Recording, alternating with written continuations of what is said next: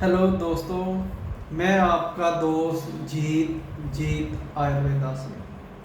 दोस्तों, आज मैं आपको एक ऐसा रोग जिसका नाम है धात, जिसको हम धात कहते हैं या हम उसको कतरेयाना, इत्तलाम, जरेयान ऐसे कई नामों से जानते हैं। सीमन का अपनी मर्जी से, हमारी मर्जी के बिना ही बाहर निकलता रहना या चिपचिपे पानी का निकलता रहना, उसको हम धात रोग कह देते हैं। इसमें कई प्रकार के होते हैं। तो ये जैसे हमारे 3 मिजाज होते हैं, सर्दी, गर्मी, खुश्की, वैसे ही जैसे वात, पित्त, कफ कह देते हैं। इनमें ये अलग अलग स्टेज पर अलग अलग तरह से धात की दिक्कत आ सकती है। तो आज मैं आपको बताऊंगा भी जब ज़्यादातर किस रोग में, किस मिजाज में धात की दिक्कत आती है, उसके बारे में आज बात करेंगे। फिर मैं आस्ते आस्ते एक एक कर तीनों मिजाज की आपको वीडियो बनाकर उसके बारे में समझाऊंगा। तो दोस्तों, आज हम बात करेंगे कि धात किस मिजाज में ज़्यादा गिरती है। तो आज के टाइम में जैसे हमारे पास मरीज़ आ रहे हैं, तो धात का जो रोग है वो ज़्यादा आ रहा है। खुश्की के मिजाज में ज़्यादा लोगों को धात की प्रॉब्लम आ रही है। धात में क्या होता है, इसमें क्या होता है भी जब भी हमारे शरीर में खुश्की का मिजाज क्या होता है, तेजाबियत मिजाज। जब शरीर में तेजाबियत ज़्यादा बढ़ जाएगी, तेजाबियत ज़्यादा बढ़ती कैसे है ये भी आप देखो, ये भी आपको पता होना चाहिए। तेजाबियत, जो भी हम अपने खुश्क चीज़ें ज़्यादा खाते हैं, जैसे खट्टी चीज़ें, तुरश चीज़ें होती हैं ना, उनसे तेजाबियत शरीर में ज़्यादा आती है। जैसा अचार ज़्यादा खाना या फास्ट फूड, सबसे ज़्यादा मेन प्रॉब्लम आ गई आजकल, फास्ट फूड लोग बहुत ज़्यादा खाते हैं। जैसे बर्गर खा लिया, चाउमीन खा ली या पिज़्ज़ा खा लिया, फिर और भी कई तरह के प्रोडक्ट आए हुए हैं बाज़ार में, वो भी खा लेते हैं। फिर कोल्ड ड्रिंक बहुत ज़्यादा पीना शुरू किया, दूध को तो भूल गए, कोल्ड ड्रिंक ही अब पीते हैं सुबह शाम, मैं देखता हूँ बच्चों को। तो उससे क्या होता है भी हमारे शरीर में जो हमारा मिजाज तेजाबियत का होता है वो ज़्यादा बढ़ जाती है, जितना होना चाहिए उससे ज़्यादा बढ़ जाता है। तो उसके हमें नुकसान भी दिखने शुरू हो जाते हैं। कई लोगों में तेजाबियत, एक तो देखो शरीर का मिजाज, जो जवान आदमी है, जवान आदमी को मर्द का मेन मिजाज तो यही होता है, तेजाबियत मिजाज ही सबसे बढ़िया होता है। सेक्स, जो सेक्स के लिए तैयार आदमी होता है ना, वो इसी मिजाज में होता है। अगर ये उसका ये मिजाज ज़्यादा बढ़ जाएगा तब भी उसमें कमज़ोरी आ जाएगी, अगर कम हो जाएगा तब भी कमज़ोरी आ जाएगी। तो आज मैं बता रहा हूँ कि जब हमारे शरीर में तेजाबियत माजे ज़्यादा बढ़ जाते हैं तो हमें क्या क्या कमज़ोरियाँ आनी शुरू हो जाती है। उसी में कमज़ोरी का नाम है धात की प्रॉब्लम आना।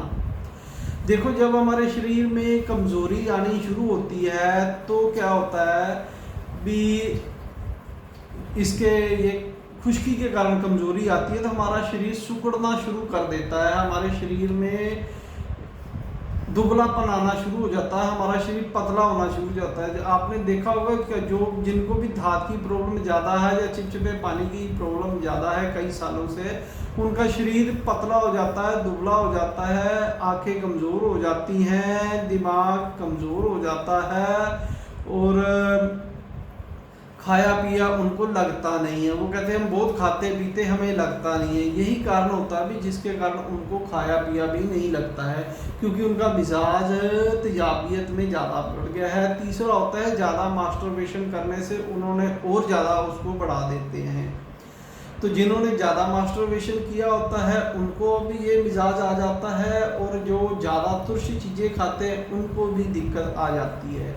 हम हमेशा कहते हैं कि अगर कोई ज़्यादा मोटा ताज़ा आदमी है जिसका वेट ज़्यादा है, उसको वेट हम लॉस करना हो तो हम उसको तेजाबियत वाली चीज़ें देते हैं। उसको तेजाबियत वाली चीज़ें हम वेट लॉस की दवाई बना के देते हैं। उसका तेजाबियत, उसमें पता भी, जिनको वेट ज़्यादा होगा उनका असाबी मिजाज होगा। असाबी मिजाज को हम, उनका असाबी मतलब होता है भी ठंडा मिजाज होगा। ठंडे मिजाज को हम खुश्की के मिजाज में बदल देते हैं तो उसका बहुत जल्दी वेट कम होना शुरू हो जाता है। लेकिन जब किसी का तेजाबियत मादे ज़्यादा हो जाते हैं तो उसका वेट भी कम होना शुरू हो जाता है, उसके घुटनों में दर्द होना शुरू हो जाते हैं, हड्डियां टकराने की आवाज़, चट चट की आवाज़ आनी शुरू हो जाती है, कई दिक्कतें आनी शुरू हो जाती हैं।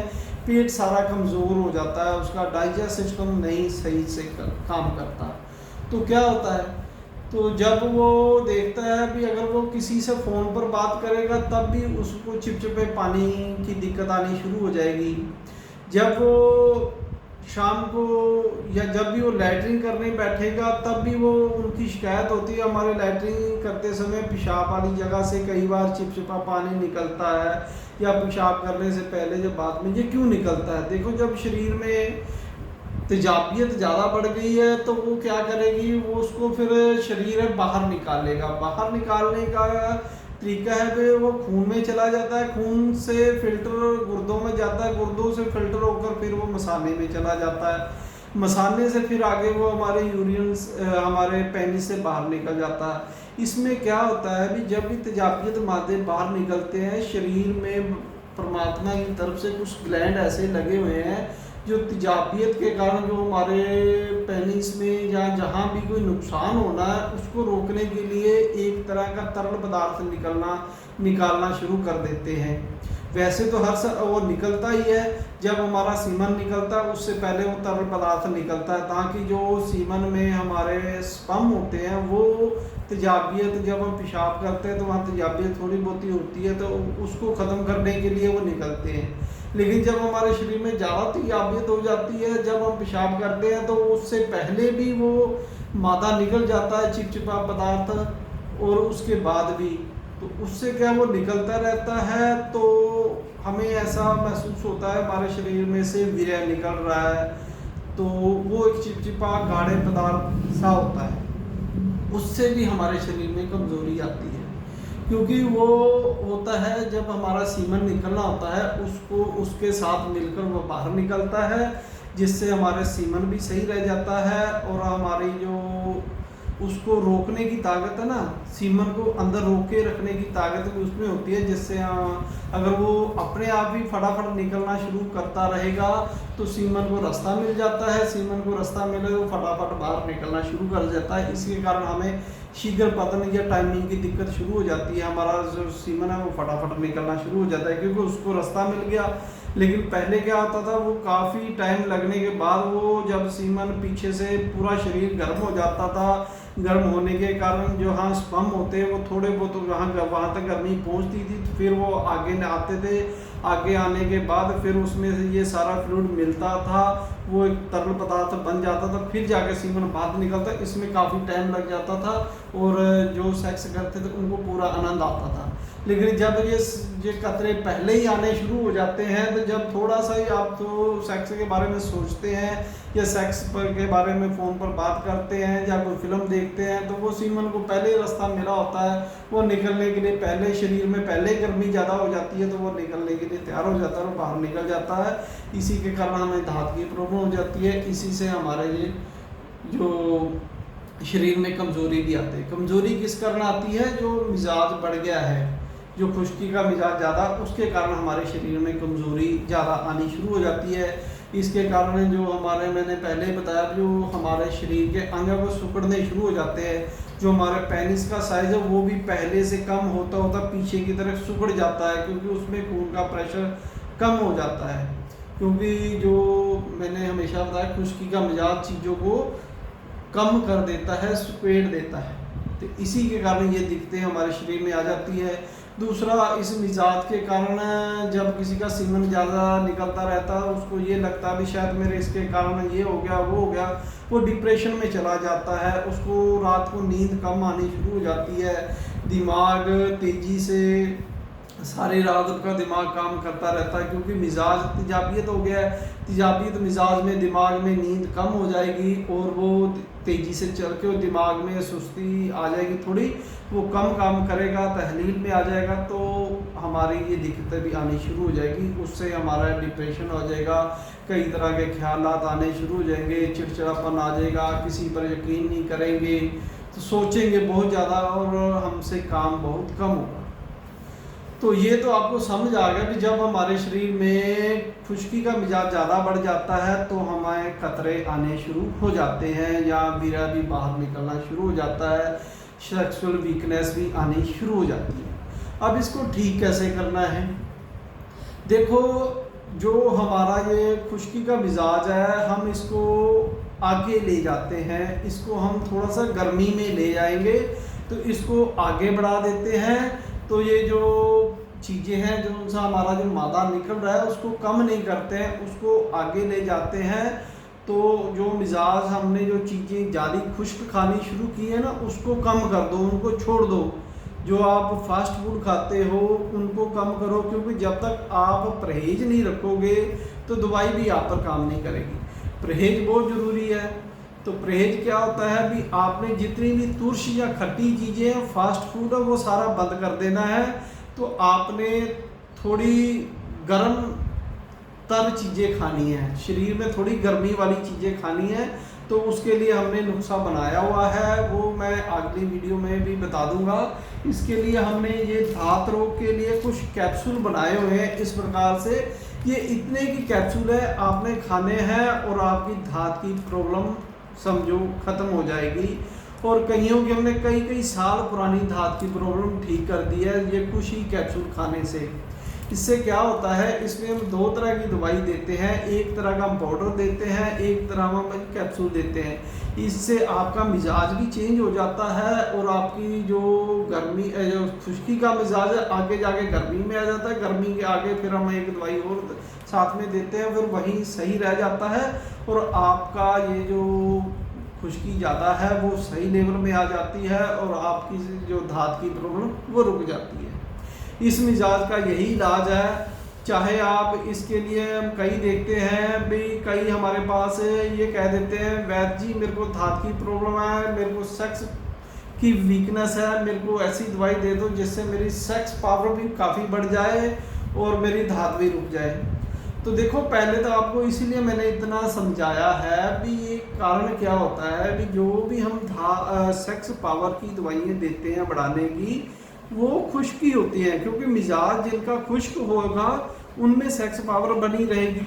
लेकिन जब हम क्या करते हैं भी दांत की प्रॉब्लम हो, वो भी क्या, वो भी वैद उनको कई जिनको नहीं पता उनको भी वही दवाइयाँ दी जा रहे हैं, उनकी सेक्स पावर भी बढ़ जाएगी, आपका ये भी हो जाएगा, तो उसमें वो ठीक नहीं हो पाते।